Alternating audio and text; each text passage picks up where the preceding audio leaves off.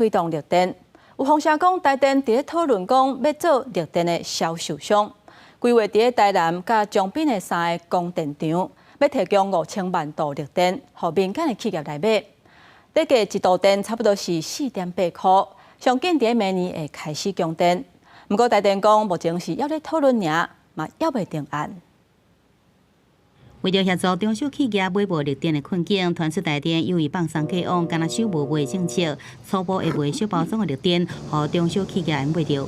价格是已经有稍微便宜一点，但是还是可以再精算一下，便宜要有感啦，没有感的话，顾客不上门也没有用啊。 根据经济部统计，2030年台湾企业需要绿电超过318亿度，避免绿电遭到部分大厂买走，中小企业买无。传出台电要推出小额绿电的销售计划，主要是以家己企业台南盐田，也有江滨2个光电厂绿电为主。 第价可能伫每度4块8，比市场光电的每度5块到6块也较俗。契约分做1年、3年、到5年，预计明年元旦供电。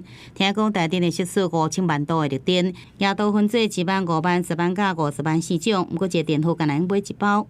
以国内大公司来看，平均一间大约20到30个电盒，以30个电盒来算，就算大公司拢买上大包的，总计大约1500万度的电，以外也有价会使予市场。台电几乎已经囊括了市面上大部分的绿电资源。如果它以手上庞大的绿电供应量进入市场，并做出相关的配套的话，首先是它可以加强供需平衡，让整个市场变得更加透明。 台电本来就具备卖绿电的资格啊，那个都还没有确定啊，那个价格什么的，你所有的东西都要讨论之后报到我们自己的内部要核准，要报到部里面去讨论说，这样适不适合？